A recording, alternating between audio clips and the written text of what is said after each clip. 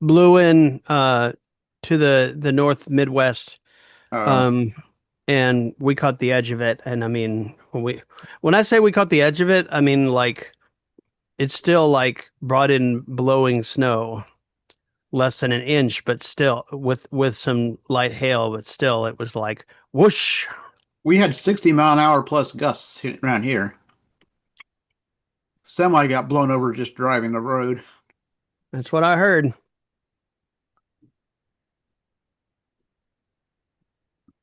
Okay, Hmm. that's hilarious. Try it again. Excuse me. Okay, I'm probably just gonna have to relaunch this. Oh, is it actually running? Okay, that makes more sense. Is it going? Wow, that yeah, apparently went a little weird on how it didn't actually tell me it was live. Okay, I think we're good to go. So, all right, pick it back up here in the terrestrial organism, 340. Yeah, 340 history of the Earth. At this point, Hegel has already described a bunch of findings of his time on interesting anomalies. I'm just thinking of a standard like, stable Earth, Hmm. to which, palm trees in areas that are up high and that sort of thing. And just going back to one of the things you're talking about, the volcanists versus the Neptunists, which is, fire versus water, where it's like, what really formed the Earth? Yeah. So whether it's erosion of something down to this shape or what, which we know at this point, volcanism mostly anyways. Water wasn't Yeah. even there yet. But that his means of cr criticism of that was it was still largely trying to bring together different disparate empirical evidence that into a continuity that wasn't possible yet, Hmm. which is why he said it's outside the focus of philosophy because it was at that moment. Definitely wouldn't be now. All right, so all of the sphere which belongs to One thing I've figured out in the last week, and I mean I know I knew this, but it the more we go, the further we go in, the more like I'm always struck by Marx and Engels' statement about Hegel, or maybe it was just Marx's, but you know what I mean, where he talks about how um Hegel was on his head and he was placed on his feet, something like that. And it it's a it, it's it's a very difficult statement to parse, and I've read so many different interpretations. But the further I get into it, the more I realize it's like what I wrote on my timeline the other day, and which was to say, um, hang on, I Yeah, need to I need to find it, because I wrote it out. it feels like it's a very narrow, specific area where he was turned over. Well, okay, so what I wrote out, what was this? I wrote out Hegel logically aligns the world with ideas. Marx takes those ideas and arranges them to change the world. So Yeah, if you think about the state of science that Hegel decries throughout the entire encyclopedia, all three books, he's constantly talking about the shabby, terrible shape that even just basic scientific information is available in anymore. Like he's talking about the state of logic in schools, for example, and how it's just sort of this sort of cookie cutter approach to everything and sundry in a mechanical fashion. And he's like, that's not scientific. That's just sort of piling up data willy nilly. And he wants wants to realign the real world to ideas to where they match up more fully. That's his main project. His project, a lot of people, I think, try to try to extend his project to, okay, he had a political project. But if you think about the era that he lived in and where he lived, you couldn't exactly do much with the information without running afoul of censorship in the authorities. And even up to Marx's time, Marx and Engels had to deal with censorship in the authorities all of the time, which was part of, I think, why he moved out to England eventually, because like you just couldn't get much done in Germany aside from actual revolutionary work in which you went, did revolutionary work, right? Intellectual work, he needed to go to England to consult the libraries and so on and so forth. Marx did. Um, and what Marx needed was a cogent system of knowledge forming the basis for actual action. Hegel didn't get as far as action. Like, we can debate as to whether he wanted to take that step or not.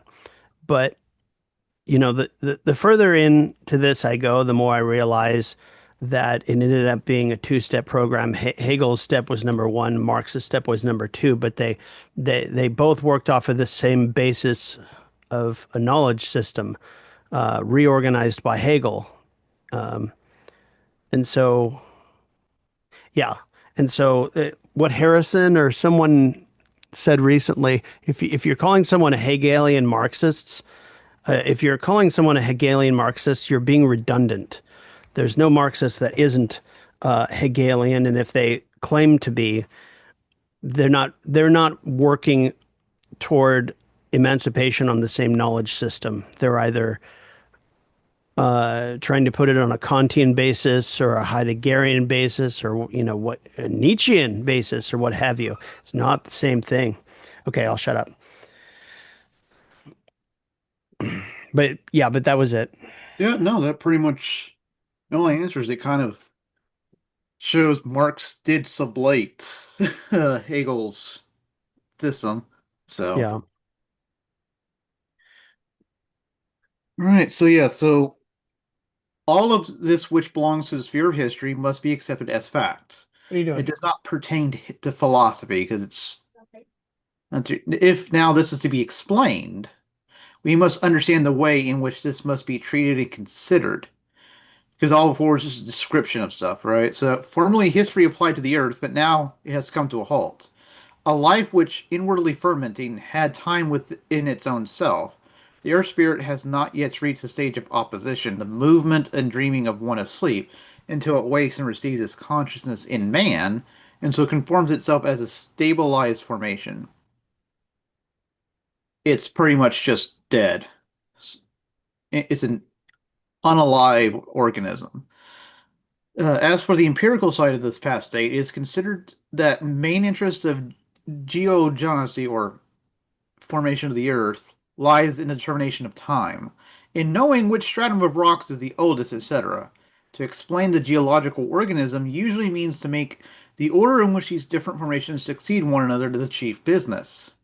But this kind of explanation is only external. It's very contingent. It is said that the first granitic primitive rocks, the deepest strata, came into being one after the other in time, then regenerated dissolved granite, which was precipitated again. The upper strata, example the Fleets formations, are supposed to have been deposited later in time, and the solution is supposed to have run in the fissures and so on. That's probably the Plutonism I was referring to before. The plumes that don't reach the surface. This mere happening, which involves only a difference of time, the temporal succession of the strata, does not explain anything at all. It's bad infinity, or rather, it completely ignores the necessity of the process, the comprehension of it.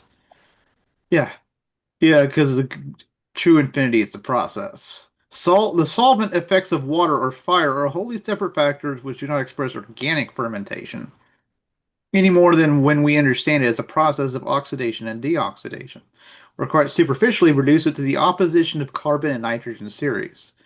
The whole style of explanation is nothing more than a transformation of spatial juxtaposition into temporal succession, as if seeing a house a house with a ground floor, first and second floors, and a roof, I now reflect with profound wisdom and conclude that therefore the ground floor was built first, and after that the first floor, and so on.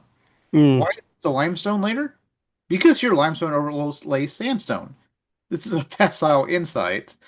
The transformation has really no rational interest.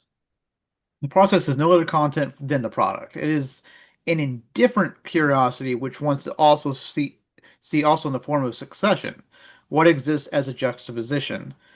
One can have interesting thoughts about the long intervals between each such revolutions, about the profound revolutions caused by alterations of the Earth's axis, and also those caused by the sea. There are, however, hypotheses in the historical field in this point of view of a mere succession in time has no philosophical significance whatever. It's just the is, but not the why. But in the sequence, here does lie a deeper meaning. The meaning and fear of the process is the inherent coherence, the necessary connection of these formations, and nothing is added to this by the succession in time. The general law of this sequence of formations can be recognized without any reference to the historical aspect. This is the essential point that is the rational element which alone has interest for the notion. Oh, sorry, I was looking for my copy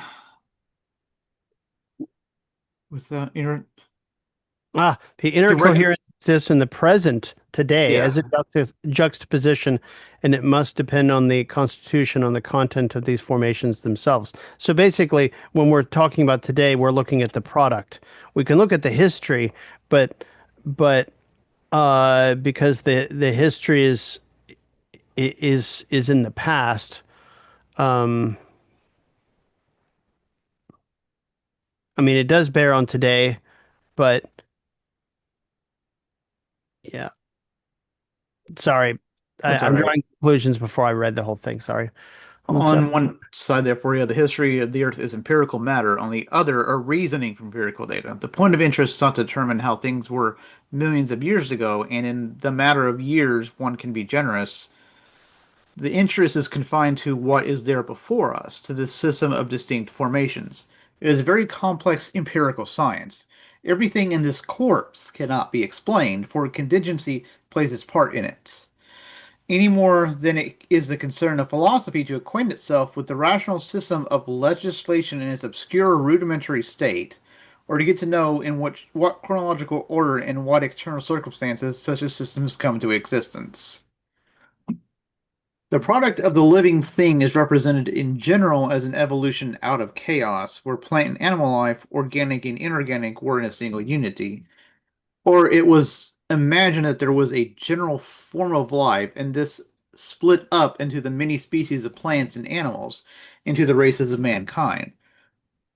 We must not assume a sensuous process of differentiation appearing in time, nor the existence in time of a universal man.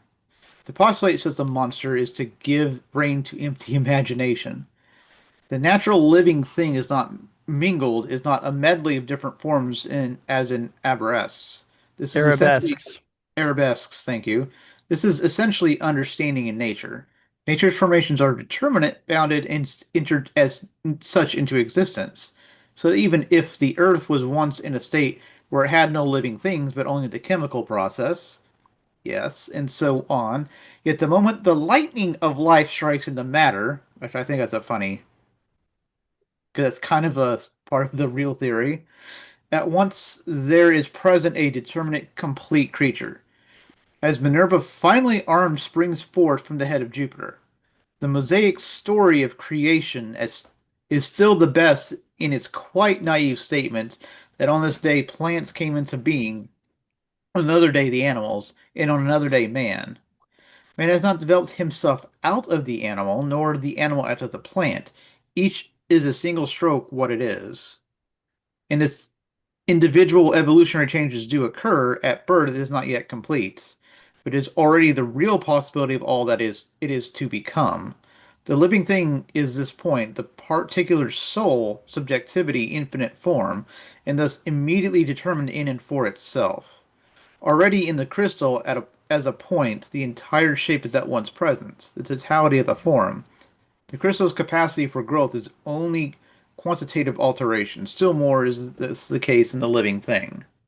So I don't see this. I've read statements to the effect that they see in this paragraph and in others throughout the philosophy of nature that Hegel is anti-evolution.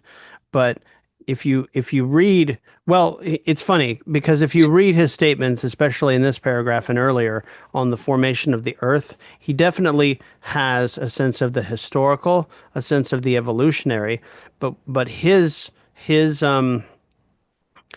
point is that the important point is more the product than the process in terms of talking about the organic.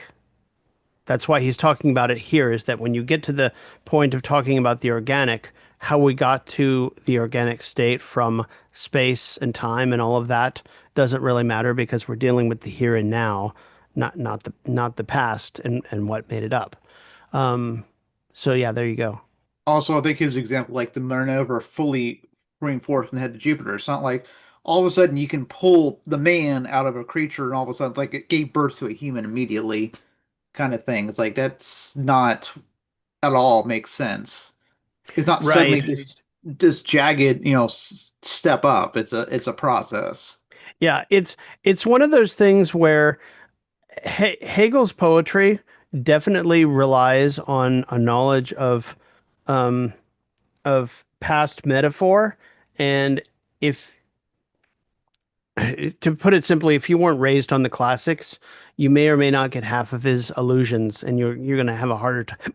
You're going to have a harder time knowing exactly what he means, because he often mixes earlier metaphor, biblical, uh, and or earlier knowledge systems with what he's trying to say in a materialist fashion, and you have to know um how to recognize them in order to pick them apart, because it's all in one book, right?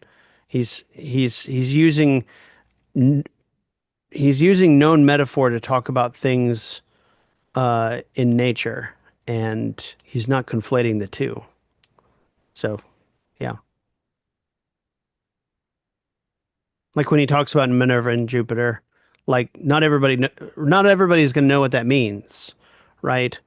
And one could read this and say, well, the creation myth was essentially correct. And he's not saying that at all. He's just saying that, it gives us the basic information for a working knowledge, um, in some ways. So I'll take over reading a little bit if that's all right, That's fine. and we'll keep going. Ooh, water. The particular formations of the earth are the subject matter of physical geography. The self of the earth is diversity of formation in is a quiescent exposition and self-subsistence of all its parts. It is the solid structure of the earth which does not yet possess its life as soul, but as universal life. It is the inorganic earth which, as an inanimate shape, sets forth its members like a rigid body. Its separation into water and land, into continents and islands, and the shaping and crystallization of these valleys into mountains. All of this belongs to its purely mechanical formation. With regard to this, one may well say that in one place the earth is more contracted and in another more spread out, but this does not tell us anything. The concentration in the north results in the products, plants, and animals sharing a common nature. At the extremities, animal life is particularized and individualized into various genera and species which are peculiar to each continent.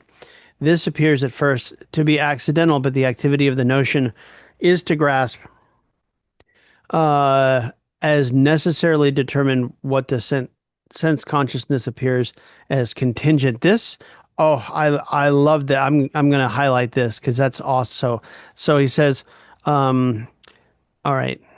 So uh, Well, can can I do that? It yeah, you doesn't. should be able. You got to go back and change it from the hand to the cursor. Ah, yes. Thank you. So um,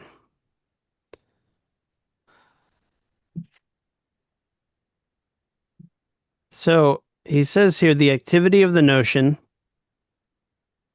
is to grasp is necessarily determine what to sense consciousness appears as contingent. So sense consciousness is what he's saying is that on first sight, everything appears to just be sort of random, but the activity of the notion, the how, what's a modern way to put that? The the the business of the business of the business of science is to grasp what something is and how it got to be that way beyond what you can see on the surface. That's Is what to that's all he's trying to say is that it's the business of science through concepts, through the notions, to organize what you see into an actual scientific idea about what is actually there in front of you. Yeah. Contingency certainly has its place too, but only in unessentials.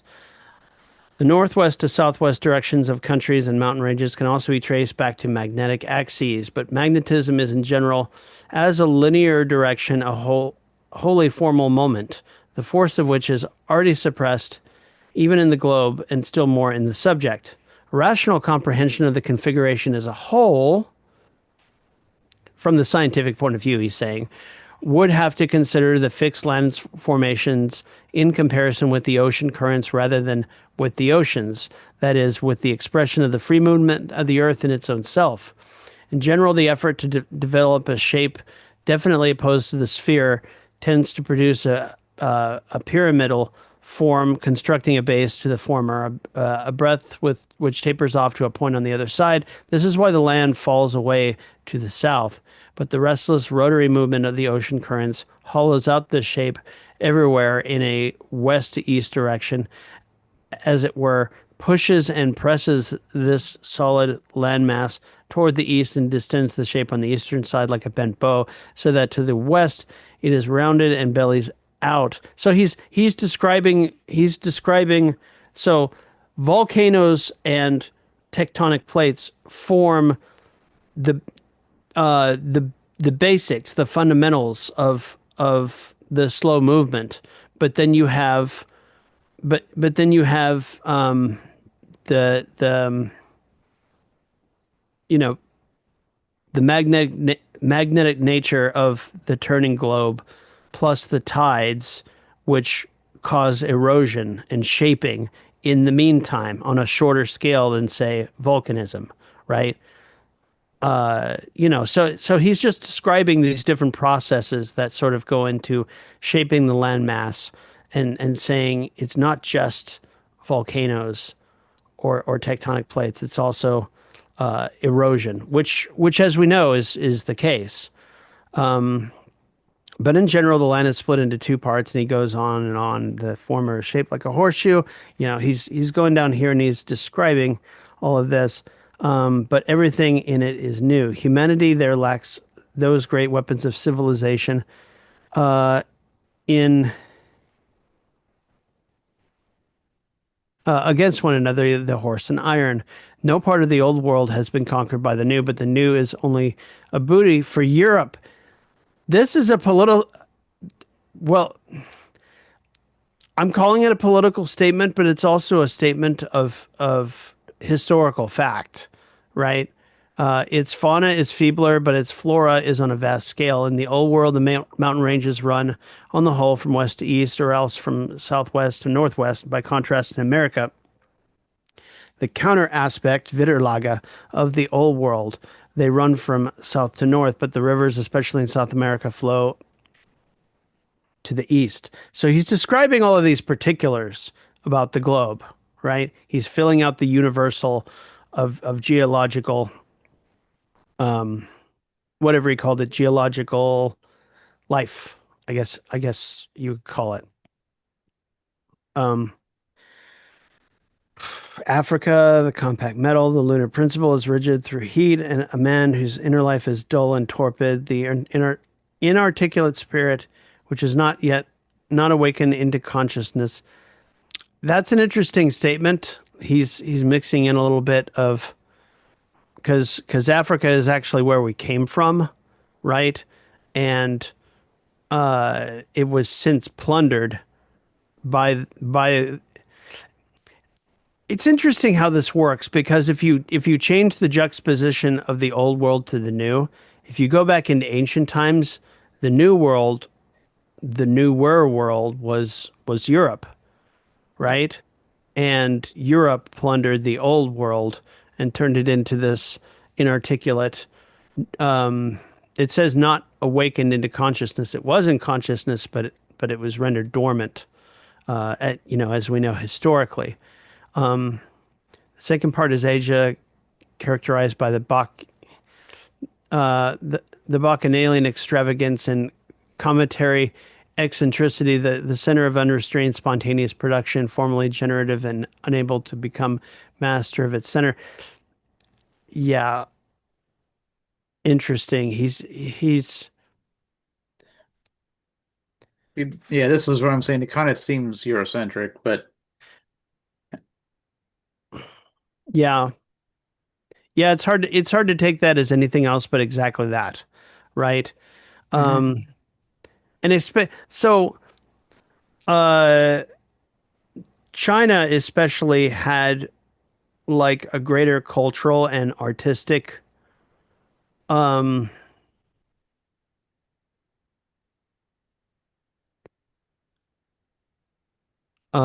legacy, and Europe often imported those things, spices, different products, etc. Um the standard seems to be control rather than cultural production for Europe at this time, which is why he's looking at it this way. He sees Asia as this sort of extravagance and eccentricity, unrestrained, spontaneous production. Like the forms of rulership in say China and Asia are different from that of Europe. Europe was more the conquering, you know, um, slowly forming imperialist, and and it's hard Well, to know. I it it's it capitalism and imperialism arose in Europe and not in China. Yeah, yeah, exactly.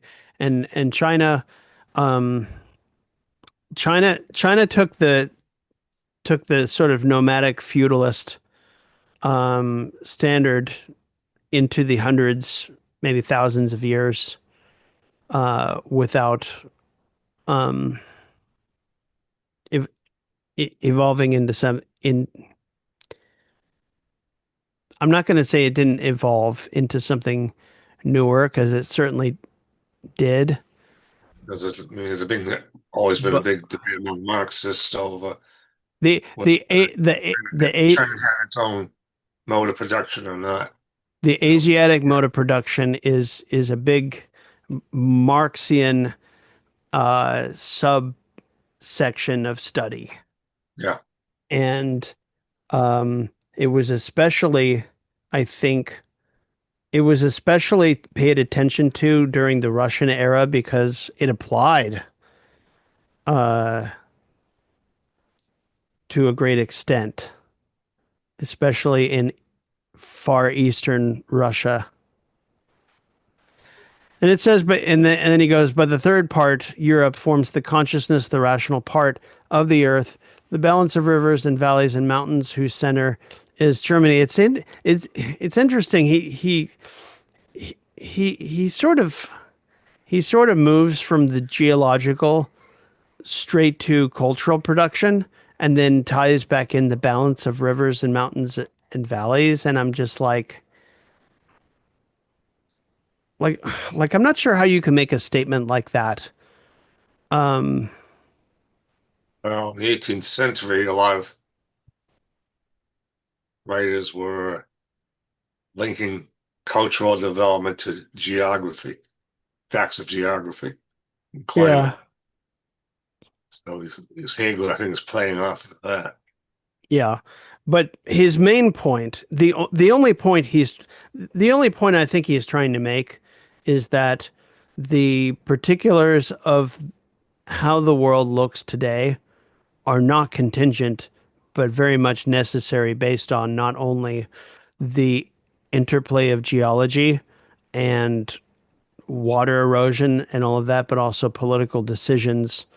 Uh, and so maybe that's all he's getting at is the historical shape of the world in his day is based off of not only geological but cultural, socio-political, which which is a statement I agree with actually. So maybe it's not a judgment that he's making in this paragraph so much as a just a flat description. Here's where we are. Africa is backward compared to Europe, which it was at that time. Europe formed, like he said, the consciousness, the rational part of the earth at that time, according to political struggles, you know, so on and so forth. So I'll just oh Also, he yeah. merits comparison with Immanuel Kant's lectures on geography, which have been widely panned as very racist. I don't think Hegel is racist in the same way No, Kant. no, he's not racist in the same way as Kant was. And in fact, um, I think if um, I mean, yeah, he thinking about it, he's not making a racial judgment in there, um, or a judgment on what would be the best configuration. He's just trying to tie in all of the elements together as necessary rather than contingent.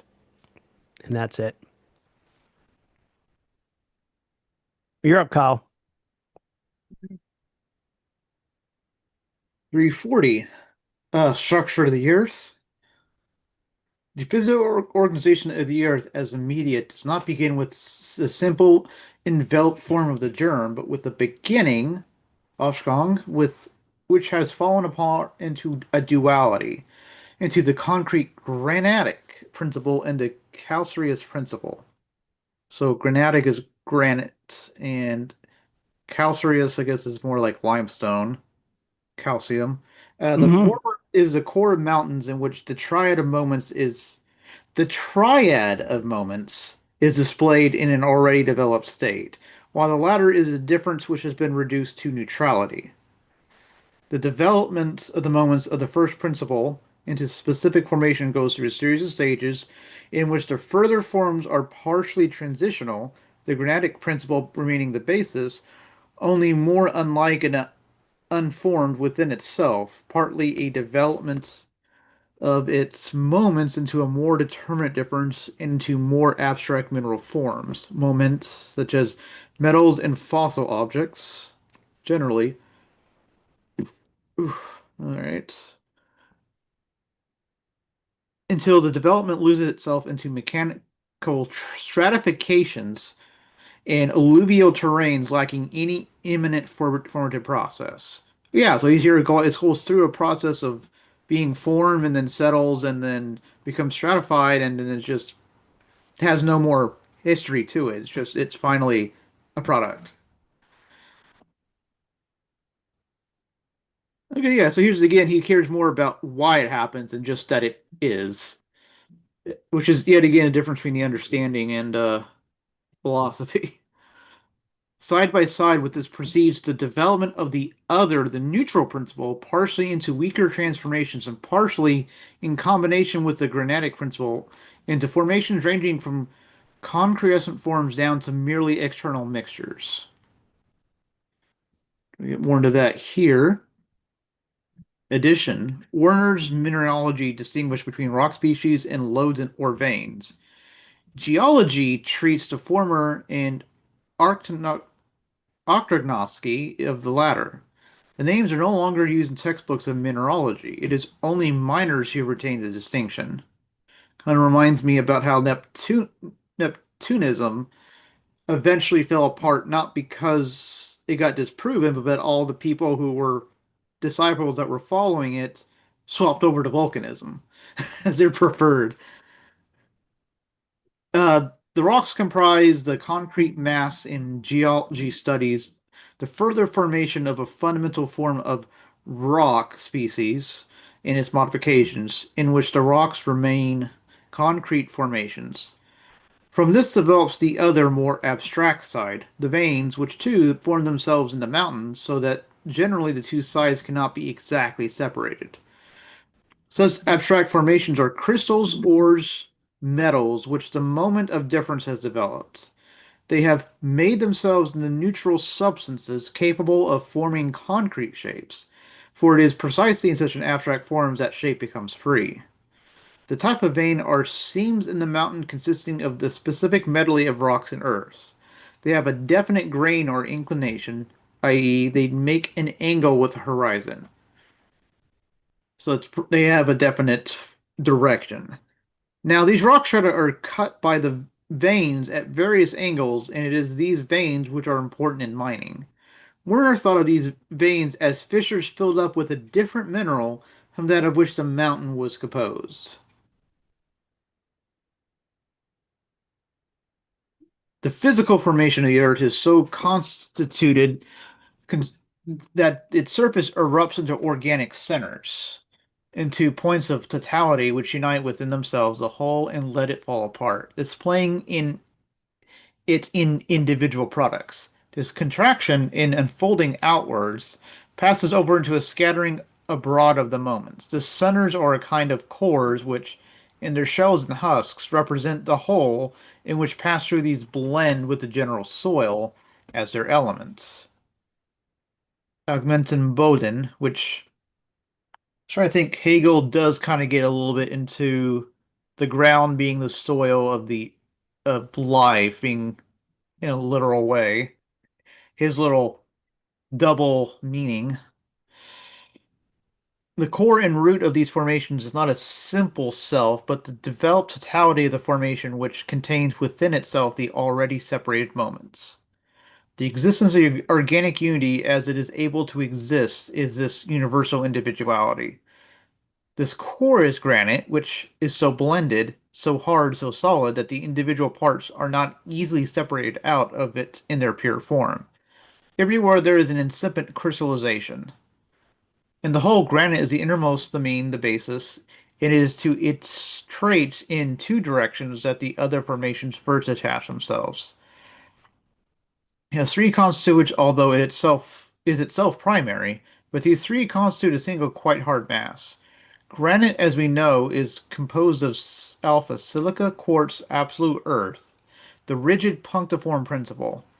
Bama mica, or beta mica, the surface which has developed onto the stage of opposition, the punctiform principle which has unfolded itself, the moment of combustibility which contains a germ of every abstract form, and lastly, feldspar, the adumbrated but still underdeveloped neutrality and crystallization of lime in the siliceous earth, where 2 to 3% of lime is found in it. This is the simple earthy triad which now develops in accordance with its different sides, and more specifically in the two directions of the process. On the one hand, the whole is to contain the differences as its form, and is to remain the whole only with a varied modified content. And on the other, the differences are to permeate the substance and become simple abstract isolates. The former is formation as it appears at this point, and the latter is difference. But a difference that has lost all chemical significance and is just a formation of simple physical bodies. More precisely, we have the external forming of the primitive rock, the expiration of existent moments of the totality and the separation of them into their purity as abstract isolates. Let's formation. This is followed by decay into individual existence, alluvial terrain, which, so make sure alluvial. Ah, okay, that's material deposited by flowing water. Okay. So we go from just primitive rock to the act of pulling up or uprooting. So uprooting of, or yeah, the dissolving of the rock, the wearing, and then it's what gets left over and from water flow. Yes, that's either the pebbles or the sediment itself. In primitive rock, the throughout all the further formations, we find the antithesis of the siliceous, the argillaceous in its congenite forms, and the calcareous. The antithesis to granite is primitive limestone. Yeah, okay. So that the siliceous and the calcareous series form an essential antithesis. Stephens, in his earlier writings, has drawn attention to this. It is one of his best inspirations among the otherwise crude and immature observations of his undisciplined imagination. In primitive rock, the different character of these sides is well marked and a determining factor. The calcareous side is a total neutrality, and its modifications concern more the outer formation than the inwardly self-specifying diversity. In siliceous formations, on the contrary, where granite forms the basis, a more definite difference is present. Oh, Cali is which is a misprint for calc, which yeah, ch chalk. Whoa, are you doing something?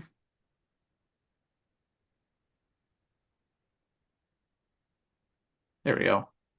The granite rocks the granite rocks which form the beginning have the greatest height. The other rocks are supported on the granite in such a way that the rocks of greatest height are always the undermost stratum, the others in turn resting on them. The next rock formations are modifications of granite, further developments of one side of it, where now one and now the other side predominates. The granite rocks are surrounded by beds of gneiss, mica schist, and so on, which are nothing but a light modifications of granite. Yeah, so they're just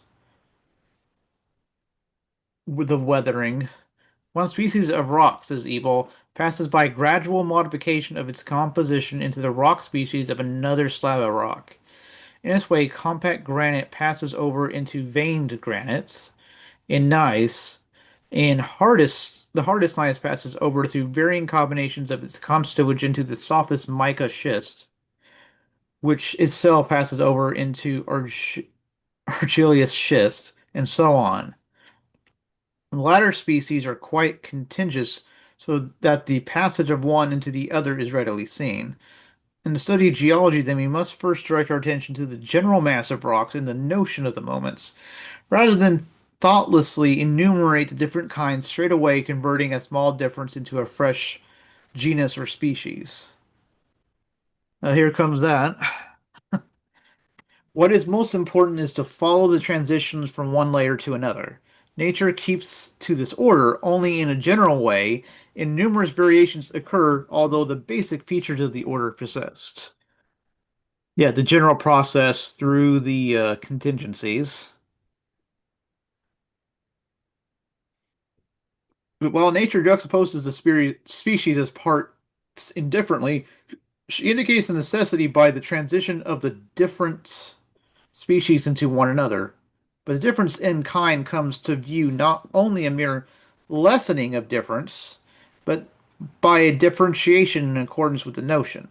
Nature marks these transitions as a mingling of the qualitative and the quantitative, or shows that one species differs from the other in kind. In one rock, there are nascent formations of the other rock in the form of globules, clusters, centers, partially mingled with the first rock, partly also externally separated off in it. Heim, with a truly philosophical view of this matter, has very clearly exhibited this transition, the breaking forth of one rock into another.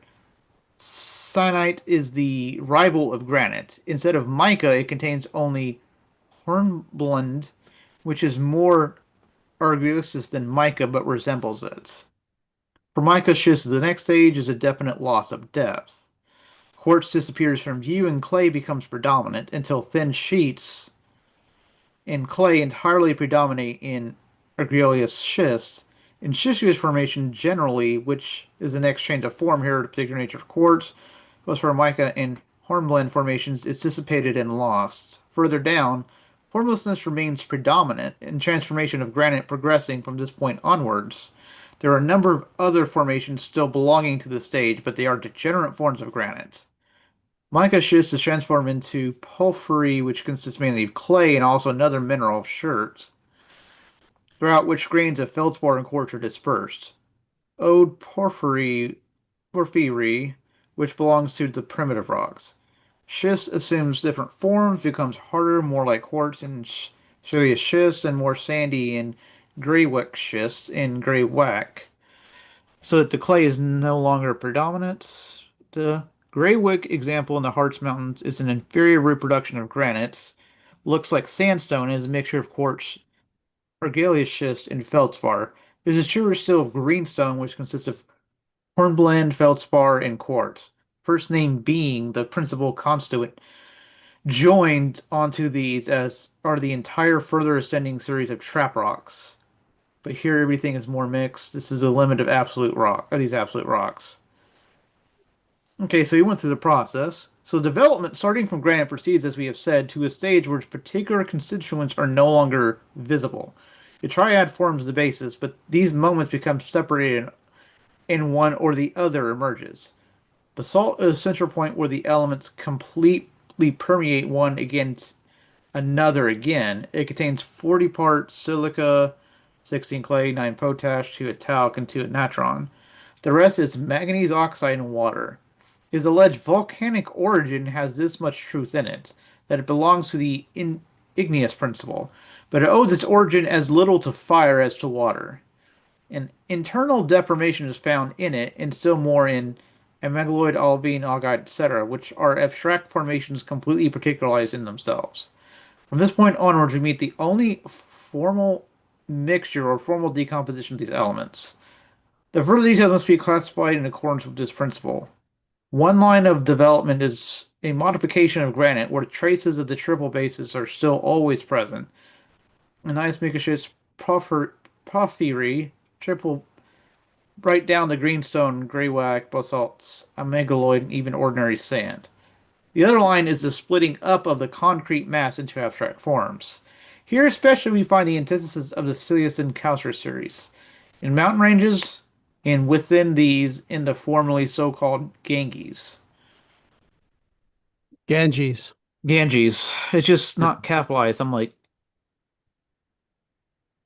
I knew what you mean. yeah, Ganges. So far, we have described mainly as Siliceous formations, but on the other side, we have the whole passes over into the talc form of saline earth, the igneous principle, which has unfolded itself to the point of bitterness, serpentine alike, and which appears sporadically here and there. Over against the igneous form, then, is the calcareous as such, the neutral substance, which, however, permeated by metallity, contains qualitative unity and consequently is wholly permeated by organic development. The primitive limestone is already associated with granite and is just as compact as granite rock. Thus, the primitive rocks are surrounded by limestone formations. This primitive limestone is fine-grained crystalline. Primitive limestone, the opposite of granite, meets up with a more unfolded limestone in transitional limestone. Formations also occur where granite and limestone are piled in a confused mass. Thus, primitive limestone permeates mica. Mm. Von Romer, in his geognostic essay, says primitive limestone accompanies schistous rocks with which it mixes, alternating with them in thin layers in beds in huge deposits, sometimes forming chunks of rock in which schist is almost completely suppressed. So again, it's like we're just as we go through these layers, there's change after change after change. So there's an actual process. Yep, and he runs down the current state of Yeah. geological science and tries to match it to the notion. This is a long Yep, addendum. So yep. I mean it's 9 o'clock for you, so do you wanna Yeah, I think the best thing we can do is go from where we left off and read all the way, try to read, as far as we can. But I don't think we need to like recite the entirety of geological science in the 18th century, I mean, it was good to at least go as from he sets it down. first part because at least showed that he did go over it bit by bit, and now we just know it's going Yeah, to keep going. yeah, Be good to get summarization of this though.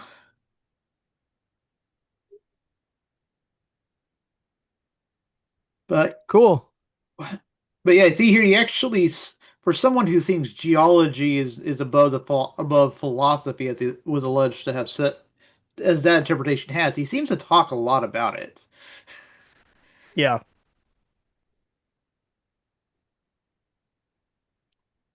yeah, he does. which of course, but the point it's the bare understanding of what people of his time were talking about rather than the actual science, which he has given people credit for already that we've read Mm, about. He's like said someone was like the most philosophical understanding at some point back here. Oh, yeah. it's already. All right, All right. comrades. Looks like So we've got Yep. a pretty good handle. what Jim, page we leaving let me off double on? check. Because again, it's not in his version. I don't know if they got cut out or what. 290.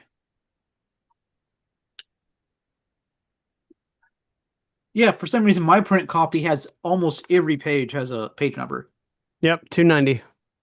Yeah. but So your we'll go copy from doesn't. Go ahead. so we'll go from 290 and read through um uh see we get into Life of the Earth next. Um I was 290 wondering. to, Okay. let's say, uh Planet Nature. um uh 303. Okay. So 290 to 303. And just sort of read through that. You don't have to read every single word because as we just saw, he's going through the succession of geological layers. The Oh, big things to hit are the main here. entries and the commentary parts. So I had a question for you, Matt. Can you go like do the what I've got the publisher page right behind the title page, like where it lists what print version it is and everything? I'm just curious if they made changes between versions. Yeah, the next page. Yeah, that is the 2004 edition, and I got the 2007 edition. Mm, Mine actually talks about this book has been printed digitally and produced in a standard specification in order to ensure its continuing availability. yeah, And they must have for the digital version of this print, yeah, it was literally 3 years younger than yours. Yours is 3 years older. They actually printed all the pages in mine. yeah, yeah. Which tells me that someone went through and reset it digitally and made sure all the page numbers worked and Hmm. so Yeah, but at least proves what I thought happened. yeah. All right. Awesome. Well, comrades, you have a wonderful week. I'll be talking to you soon. Thanks. Have a See good you. one. You too.